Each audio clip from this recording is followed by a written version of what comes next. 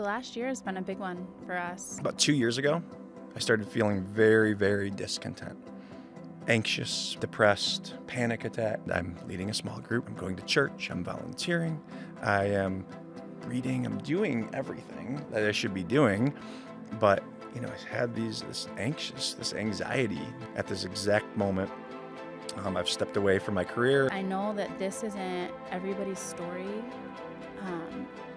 but I felt immediate release, like this actual physical weight lifted off of me. I'm either going to keep just trying to control every situation, or I'm going to decide that there's something different out there for me. All summer up into that point is like the prize is just being in the presence of God. So Jordan and Michaela, I wanted to talk to you guys today because I know pieces of your story, but also, we go to the same campus, and here at 242, we are really passionate about growing together in community. And I, over the few years that I've known you, have grown just by hearing the bits and pieces of your story. And I was telling Tony about that last week. And so we wanted to have a conversation because I think your story is inspiring and if it's inspired me to follow the Lord better, I think it'll do that for other people too. So can we start out by you just talking about who you are, how you're involved in 242 and your family a little bit? Sure, yeah. Yeah. So Michaela and Jordan, we've been married now coming on 8 or 9 years, something like that. Which one is it? Which one is This it, is the Michaela? test. This is why we're here today, October, actually. This October, we will have known each other 10 years and been married 9 years. Okay. And She so passed that's the test. Yep. And so he probably didn't know. He would have been like, yeah. He was like, I'm going to test why I her. asked. Yeah.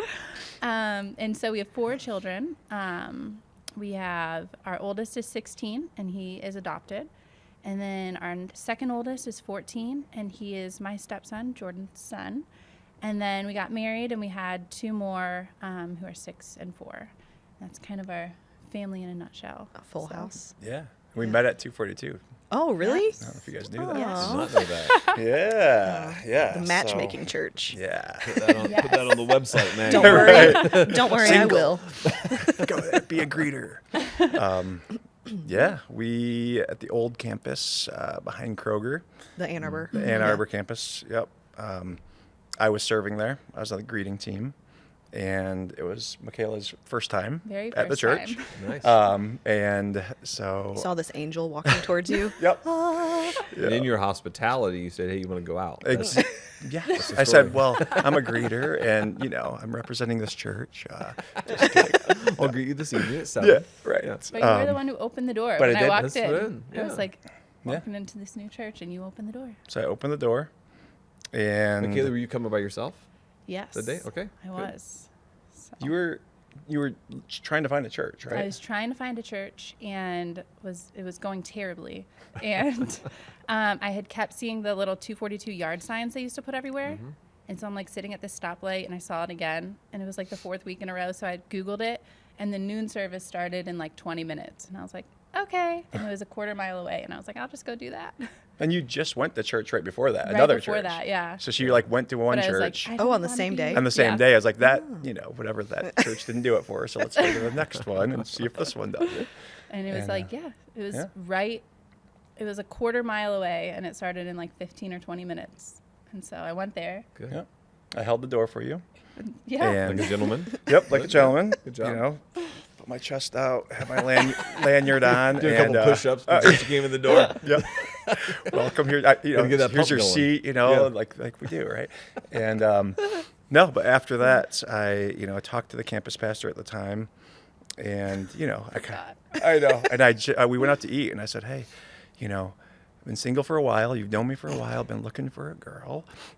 Tried to be, and but honestly, I didn't want to be the creepy greeter guy that asked out the girl. So, he kind of gave me his blessing and said, hey, you've been coming here for a while. If you were hitting on every girl that comes through the store, it would be a different thing. But you're looking for someone, and this girl walks in. And so, I was like, okay, give me your kind of blessing to ask her out. Well, that same day or same week, I had joined my very first small group. Never been part of a small group. Joined it, and who was at the same small group that Nice. same Oh, week? Look first at time. God. So so now I'm like, okay, God's like telling me So this something is like here. 4 days after we met. 4 days after we met. Yeah. Went to the same small group. We walked into the small group, and they thought we were together because we walked in at the same time. And I'm like, yes, like I Yes. hope we will be. Yes. Keep planting that in your head. This is happening. Yes. So we're in the small group, and then somehow I got your number. We went out, Yes. and we got Well, engaged. He had his friend come and check me out first. His friend's right. wife had her sit by me during Yes. service and ask me all kinds of questions. Oh I my did. gosh. During Look at service. this. I know. I Man, did. sleuth. Well, she wasn't on Facebook though, so You couldn't stalk her like you couldn't everybody else stalk her. does. Right? I couldn't find her anywhere, so I need to find out a little bit about her. Yeah, So you were smitten I from was. the moment she walked into the door. Yes. How did you feel?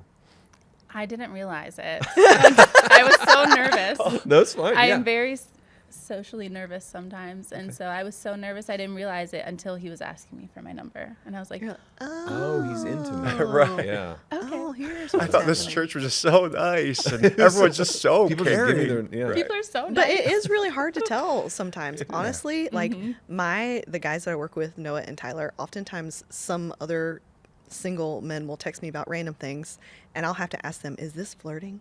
And they'll either say yes or no. And I'm like, okay, I can make a decision based on what you're telling me is happening in this. Right. So, yeah. That's funny. Yeah. I don't know how people tell.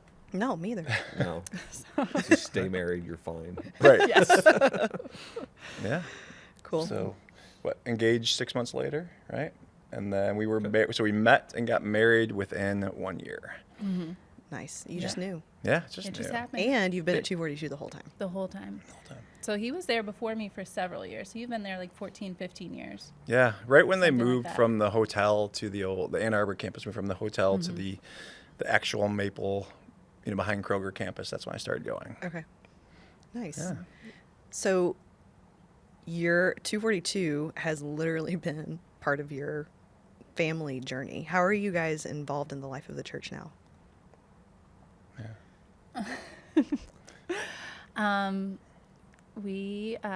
We've been doing small groups for a long time. I don't know. You say.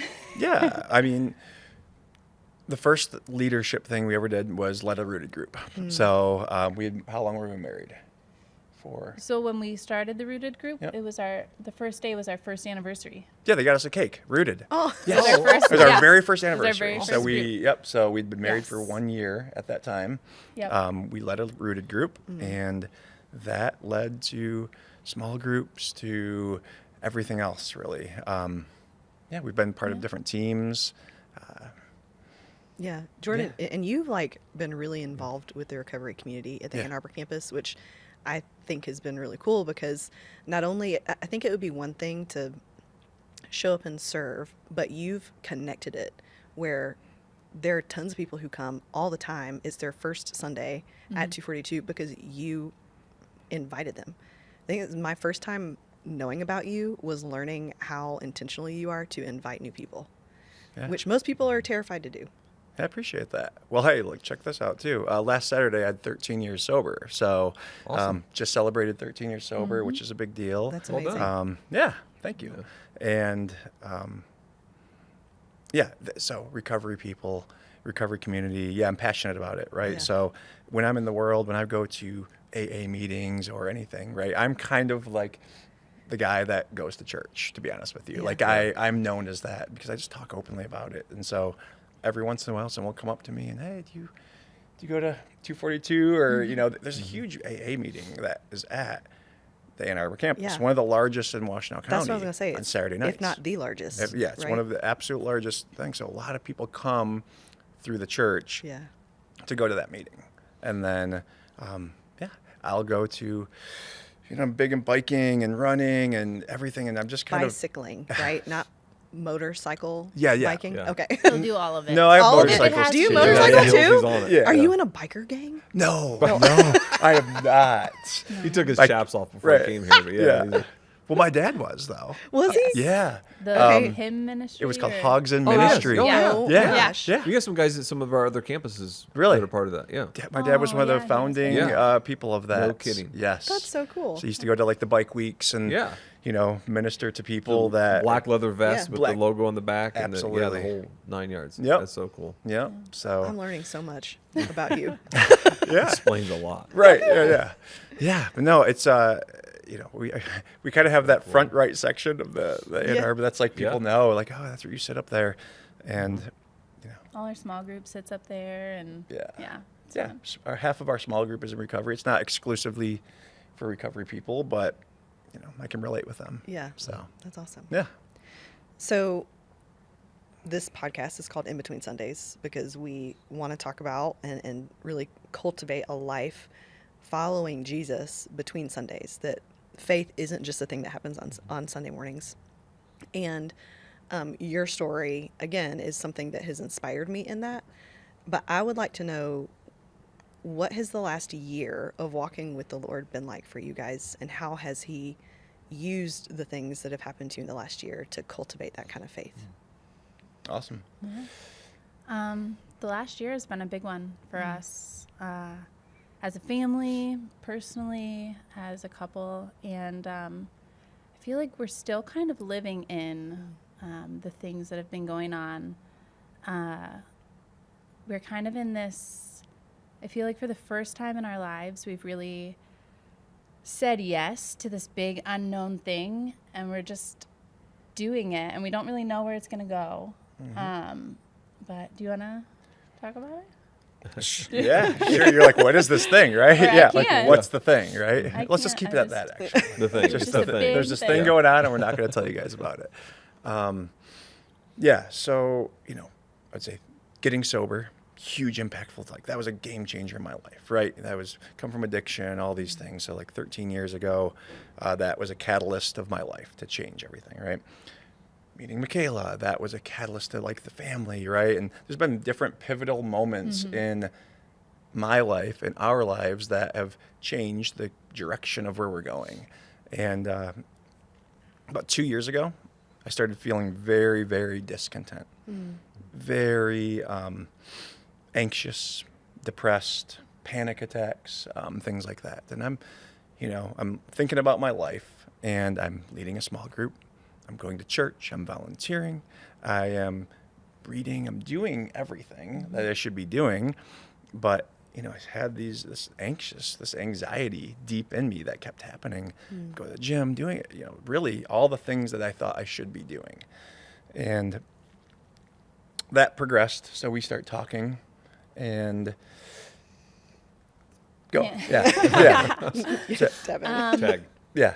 Okay, so the last couple of years, Jordan's been really struggling with mental health and job-related things, and I think this summer really was a breaking and building summer for us. I refer to it as the summer I learned about prayer. And so what happened, I'm just gonna. Yeah, tell it. Yeah, it's easier Okay. if you say it. I appreciate it.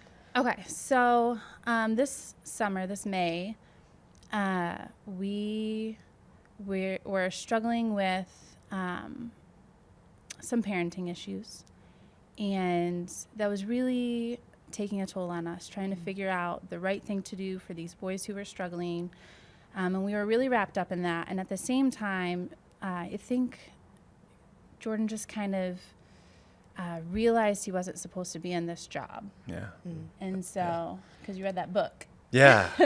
So she read Ruthless Elimination of Hurry. Oh my Yeah. gosh. And You recommended this to me 2 weeks ago. Yeah. Oh, no. so we're John Don't Michael. read it. Don't do it. I know. We need you in this job.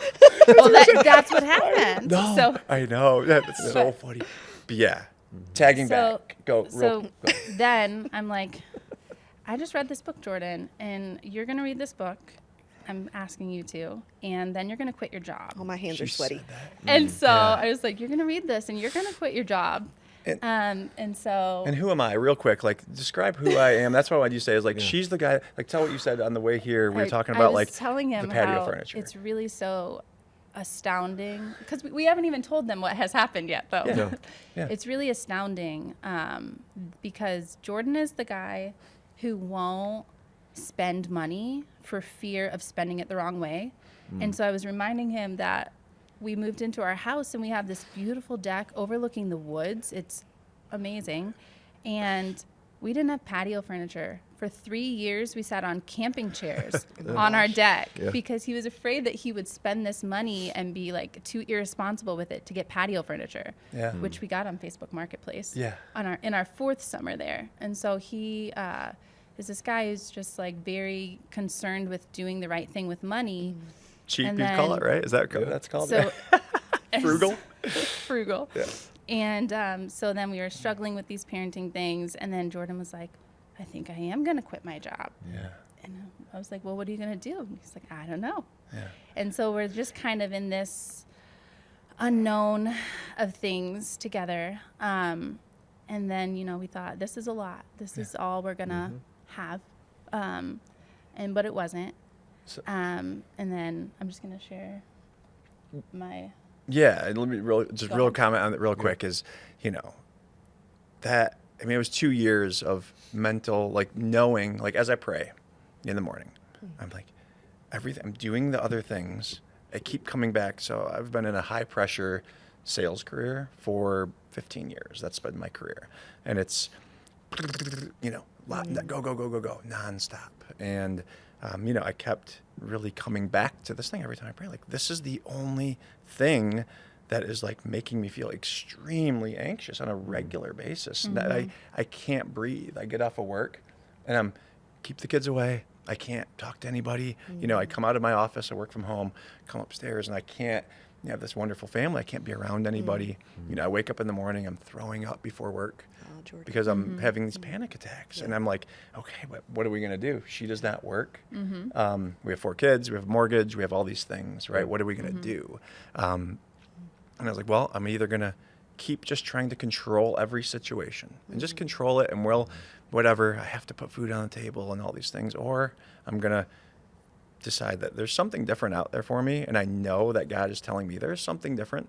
I don't know exactly what it is.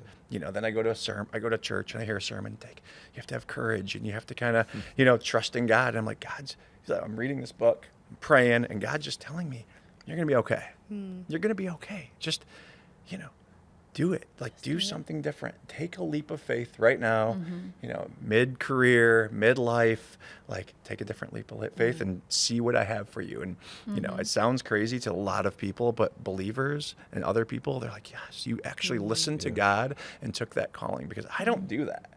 I'm not a risk taker You're like not that. a risk taker. I am not. Because can No. confirm. Yeah. So for me to do that, so that's the big thing is like right now at this exact moment, I've stepped away from my career and I'm in an exploration of seeing where God's leading me. And So it's that's been for 5 months. 5 months now. Wow. Yeah. 5 months. Yeah. That's where I'm at. Yeah. Wow. Okay. Yeah. So, Quite a place. Yeah. Michaela, you were saying we thought that was it. Oh, yes. So, Jordan, we were struggling with these parenting things, struggling with like, now we're incomeless. Like, is this what we're doing? And then we had, I'm going to say it without crying. We had found out that someone very close to our family had gotten naked photos of me. And that was just like all in the same time of all of the other things happening. And I really feel like that was a really big turning point in my relationship with God. At the time, it wasn't. At the time, it was really awful. And we really struggled, and we didn't tell anybody. We didn't tell anybody. And I think there's something really difficult that you can't explain about just feeling alone in something like that. And God provided a wonderful woman in my life who she just spoke his truth into me. And I was able to talk to her, and she was my friend in all of that. And, you know, I was struggling with, like, I just hated myself, and I felt disgusting, and I felt all these bad things. And she spoke truth into me, and she said, you know, we were talking about forgiveness and moving on, and she said that forgiveness isn't always a feeling. Mm-hmm. It is a choice, and it is obedience. Yeah. And what comes out of your mouth, there your heart will follow. And so she told me that she really feels like I need to get in front of this person, and I need to tell them that I forgive them. And so I did. I listened to her, and I did it. And I know that this isn't everybody's story, but I felt immediate release, like this actual physical weight lifted off of me, and I just felt free. And I really did feel like I forgave that person. And, you know, once in a while, little thoughts will come back, like, don't you want to be resentful about that? And it's like a thought that, like, just jabs at your mind, but, like, I don't. And I really feel like I found the Lord's presence in a way I had never had before. And my relationship with him is so different than it ever has been before. And 2 weeks ago, I was in prayer with him, and I thanked him that this happened. Not that it happened, but, like, I wouldn't trade it because of the beauty that I have in relationship with him now, because of that rock bottom and that dependence, and just what has become of that. Yeah. And so Thank you for sharing that. I think I said this to you before the first time I heard your story. It's so brave of you to share that. It's a vulnerable thing, and you could have stayed quiet about it, and no one would have blamed you. But for me, I mean, people who are listening know my story too. I think the enemy tries to convince us to be quiet, but that when we do that, shame actually festers in our silence. And I've found hope because of hearing your story. So thank you. How has, I mean, you guys just shared a lot. You shared there's a lot going on. We're in the mix of it right now. the parenting stuff, the job stuff, Yeah. which is kind of related to calling, the forgiveness piece. And all of that happened, like, what, within like a 3-month or Well, shorter? actually, all of that happened within like a week and a half. Oh Yeah. my gosh. So we're still living in the job thing. Right. Yeah, Right. And so that's actually very exciting. Yeah, and there's things happening, and Right. I'm very close to the next phase of life. Yeah. So, but yes. So how has it impacted the way that you interact with the Lord? I'll go first, and then Go you. ahead. I mean, I truly feel that I'm the closest with God and Jesus that I've been in a very, very, very long time. Once I stepped away, you know, now I'm in this unknown. Now I'm really, I mean, my prayer life, like she said, the year of prayer for us previously, my prayers were kind of, God, thank you for this. And, my prayer life wasn't as deep. Now my solitude, if you know, John Mark Comer is big on the silence and solitude. He says that's his most impactful thing is silence and solitude. And now she knows I am a 5 a.m. silence and solitude. I have to. That is, I can't wait to do it. I open my eyes, alarm goes off, get my coffee, and I just go directly to the couch, and I sit in my spot, and I just, God, what do you want of me today? Like, show me the path that you want me to go. I'm in this unknown. I'm scared.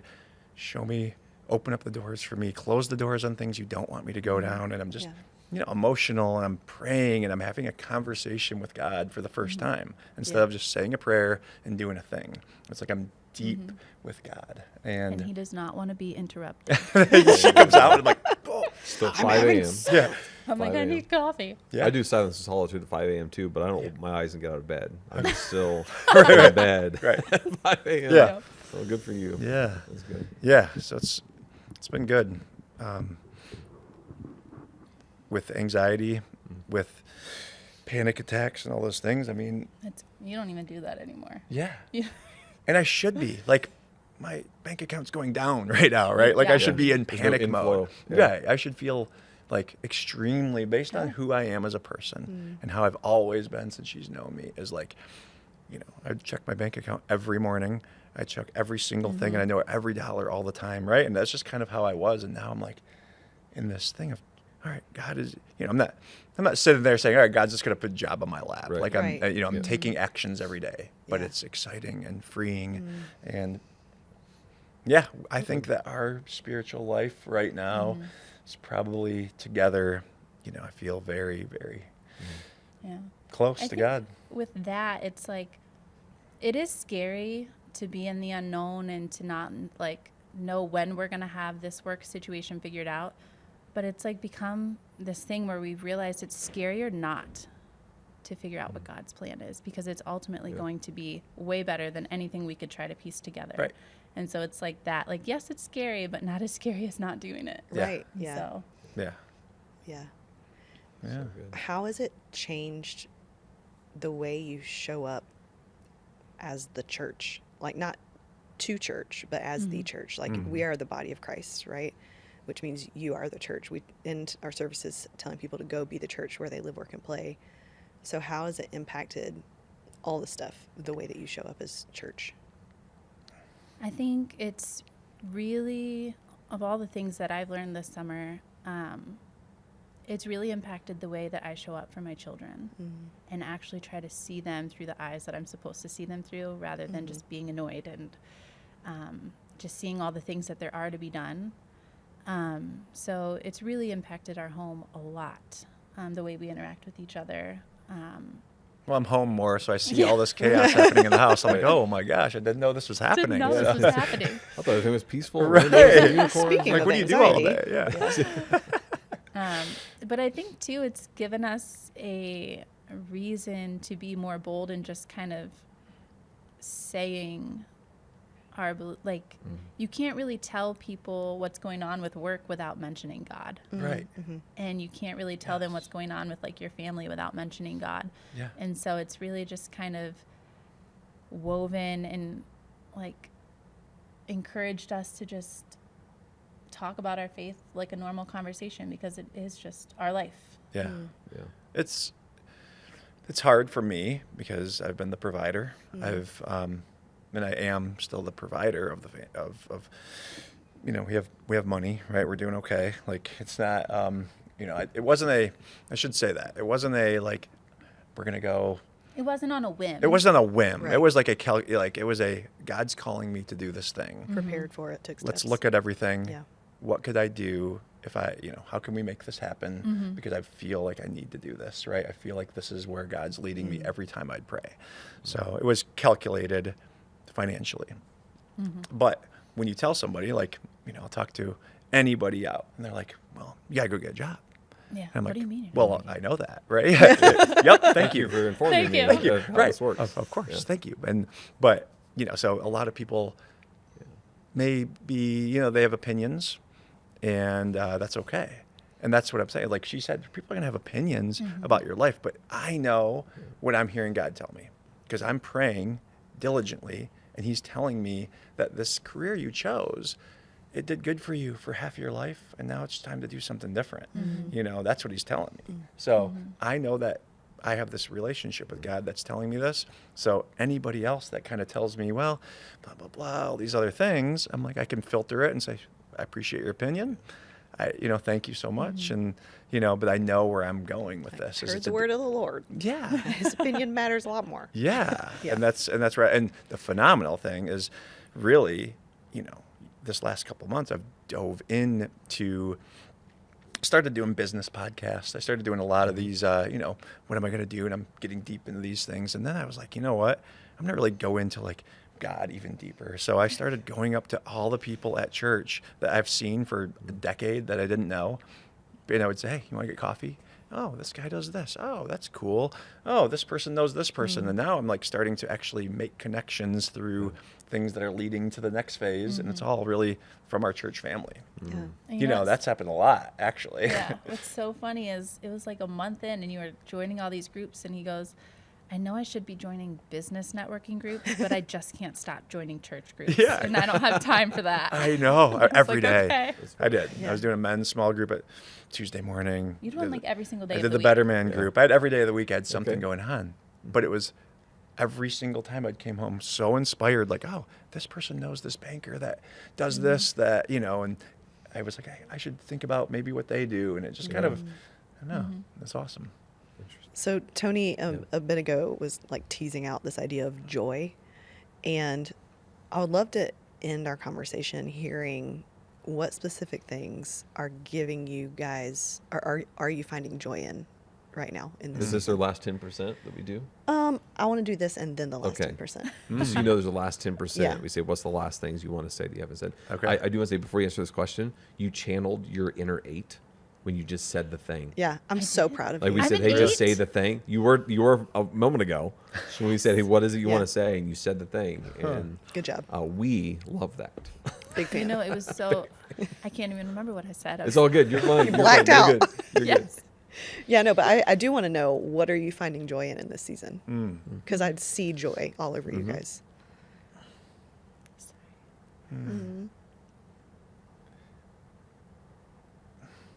I just feel joy all the time and I cry. I just feel like God is constantly overwhelming my soul all the time. And I feel like, we're sitting here and we have something that may or may not go through. And it's like, ooh, I don't know if it's going to go through with this work situation. And I'm just like, I'm still so joyful. Like, Yeah. I just feel like the thing that's giving me joy in specific is that God is so close. He's so close. He's just here. And I just crave him and I want to be with him all the time. And even like when my child is crying, I just, I still get annoyed sometimes, but like in all of the things where I used to not find joy, their joy is. And I feel like you actually talked about this at the women's conference, and it's what I had been hearing all summer up until that point is like the prize is just being in the presence of God. I was just thinking, in his presence, there's fullness and of the joy. joy Yeah. is the fullness of joy. I just read that in Psalms this morning, Yeah. and I was like, this is the one Maggie pointed out at the women's conference. But just in his presence, there's fullness of joy, and I just feel like we're there almost all of the time. That's awesome. And so I just... That's I was cool. going to say, we're rewatching The Office right now. That Yeah. I Yeah. love The Office, So much joy from The My That's Office. so much favorite. joy. I love it. Yeah, no, it's good. I think You can leave it at the office if you want. If Yeah. that's where It your joy does is bring me joy. derived. I love it. Yeah. Yeah. It's funny because I told you I don't drink, right? So my night routine, I have a night routine, and my night routine is I like a diet Dr. Pepper, and The Office, and like when the diddle-doom, the Office theme Yeah. song, and I Yeah. crack the Dr. Pepper, it's like the night's over. That's the sound of the night. This is it. It's over. This is the Right. sound of joy. George, The sound I'm of happy. joy. And if I don't have that, I will actually drive up to the store and get Yes. I kind of need Okay. it. So Well, and addictive goes, personality. It's a better guys, sorry. addiction. It's a better addiction right, than what Dr. was. Pepper. Yeah. I love it. But he told me, he says, don't buy this stuff. I don't want it in the house. And so I don't buy the stuff. And then he leaves to go get Yeah, go get it. You're Don't like, I buy need chips. my moment of Don't joy. Don't buy Chips. chips. I don't need it, but the office is on. so- Right, I need I need chips. it. I need Yeah, my I got pop. you. But So, yeah, I would say the joy in our lives right now is really the connections, the people. We are really. I'm feeling a lot more connected with people than I've felt in a very, very long time. For years, I was feeling very, like I said, isolated, even though I was doing stuff. I was felt away from my kids and kind of like, things were annoying me. I just felt kind of annoyed by, I'm an optimistic person. I look at the glass half full, right? That's my personality. Not everyone has that. That is how I look at the world. And I think for 2 years, it started slowly now I'm complaining and I'm more negative, and my tonality of things I was saying was not optimistic. It was like, do you believe these people and this? And, that was kind of my talk track. And thank God he pointed that out, right? He pointed out like that was becoming this thing. And so now really intentional about being grateful and doing my solitude and doing the things that I know fill me up. Yeah. Right. And like, I it's think just a your lot. solitude is the most important joy It point is. for you. I love it. And I know Misha shared this sermon not too long ago. He said the coffee and Jesus in the morning, right? He loves that. He's been doing it for years, and join that. Yeah, that has been impactful for me, right? Yeah, The Misha negative also thought. gets up at 4:00 in the morning. Misha does. You guys. These people Yeah. that run and do stuff. Yeah, he's a runner, right? Yeah, Yes, oh he yeah. is. Yeah. Yeah. I might be a It's a little whole faster. different but- breed. Yeah, we should race sometime, right? We will set that up. Yeah, okay. Next episode. I will get joy we'll have- from that. Right. Yeah. We'll get joy from watching. Yeah. That's fine. Cool. Well, I'd love to hear last 10%. So Tony explained it a minute ago. Last 10% is anything you haven't said that you want to say before we finish. You don't have to force it either. You No. don't have to have. Sometimes one, Tony asks me last 10%, and I say nothing. but nothing. Yeah. I got nothing. This is actually a practice we do in all of our meetings too. It's good. So last 10%. What wasn't said that needs to be said, so we're not having side conversations Yeah. afterwards. So it's the same thing. We don't want you to walk out of here and be like, "Oh man, we should have. Sure. If only I said this thing." Right. Yeah, mine. I'll just tell you this. One thing that we kind of talked about when we knew that you sent the questions over. You sent some things topics we might talk about, and we were discussing family, and we do have this blended family, right? And some people don't know the whole story behind that, and so let me just quickly say. We mentioned that we have Emma, Luke, Brody, and John. John's adopted. Well, he was adopted from foster care, and the journey of that was absolutely phenomenal.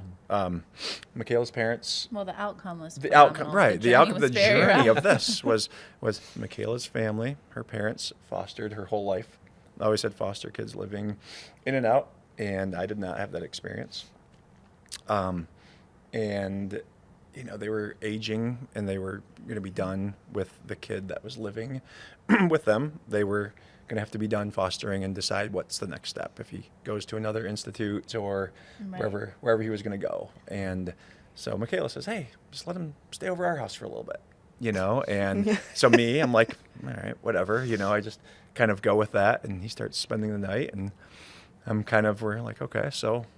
When's this? When are we done with it? Like, what's going on? Right? Yeah. Like, How long is this sleepover? Yeah. I mean, Yeah.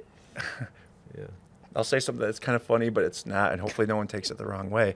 Is like, I'm not a kid. I would never was just volunteer. gonna say I'm not. that. I would never volunteer with the kids. Like, I'm not a Yeah. kid guy. I have 4 He's not a kids, kid guy. but I love my kids, and I love Yeah. your kids. Yeah. Okay, but I'm not like the guy that's your I like. don't want to hang out with them. But like, I Yeah, I don't. don't need to spend time with them. It's Right, fine. you get that, right? Yeah. That makes Oh, sense. yeah. Yeah, yeah. It's like I'm not very, Yep. I'm good with my kids, and I'll say, "Hey, buddy," to other kids, but I'm not that person that's like that. So when we started having someone else that was not hers or mine, he's living at our house, and it started to feel, in a way of I didn't know. I was like, "What am I doing?" And so, anyways, the journey from that to me waking up her at 3 a.m. and saying, "Hey, I don't know if we can continue doing this. I love you, and I appreciate what we're doing right now, but I just don't know if I have this in me," and her to tell me, "You were given a second life. You were given a second chance. How are we going to, not go through with this, right? We were given a second chance at life." And Listen, I think Michaela's got some Enneagram 8 in her. Yeah, I think so. I'm just yeah. saying. Yeah, but it's always different with your spouse too, though. yeah. Yeah. Oh, yeah. Well, the Bible says take care of the orphans. I Yeah. know, right. I love you She threw so scripture much. at you. You got you. Yeah. But yeah, that was a emotional journey that we shared that. And, Yeah. how many years has it been now? He's been living with us 6 years. 6 years. Adopted for Yeah. 3, maybe. It was a long time until the Yeah. actual adoption Right. went through, but 6 years. Yeah. But the progression of But she- it was also during COVID. Yeah. And so we were all Right, home yeah. and all going crazy. Yeah. And he moved in when COVID started. Yeah. So that was There's a lot. Yeah. But now it's a natural, Cool. as Now natural as there it can is. be, right? You know, we do the best we can. And, but I think her influence on me with that was so impactful. Like, Yeah. God gave me another second chance of life. And, you know, now we have this, miraculously, this child living with us that lost both of his families to drugs. Mom died of heroin, you know, other mom, full-blown crack addict in, you know, Detroit. So, all of a sudden, have this kid staying at my house. Is that coincidence, or is that like a plan, right? And so, But just like when you Good. give monetarily and you find joy, when you give this portion of your life, yeah, Yeah. then you find the right. joy. It was hard. It was a challenge, but the joy that I feel now of that is phenomenal. Yeah. Yeah. Well, I know you married up, so No, Stop. 100%. Yes, yes. Yeah, she pushes me. yeah. Kayla, what's yours? Yeah. 10%. If you don't have one, it's fine. I don't know. Okay. I'm not as perfectly put together as he thinks. But I went through that wrestling though. But because when we got married, I had a stepson living with me, and so I had already gone through all of that wrestling. I wasn't You went through that like journey. we can do this, Yeah. and Yeah. I had already been down that journey, Yeah. down that road. So Okay. Well, good. Yeah. Thank you for sharing your story. Never would have wished what happened to you. And I don't know if I'm allowed to say this on behalf of all men. I'm sorry. You deserve to be treated like the image of God that you are. But I am so grateful that God stepped in and did such an amazing work in your guys' life, and that you look back and you see His presence in it all and what Yeah. He's done. He's drawn you closer to Him. So I'm very grateful for that, and grateful for your willingness to share your story. I know it's not easy to talk about, but you guys did, and I think you honor God and what He's done in your life today by doing so. Yeah. thank you for saying that. Yeah. Grateful for you guys. Thanks.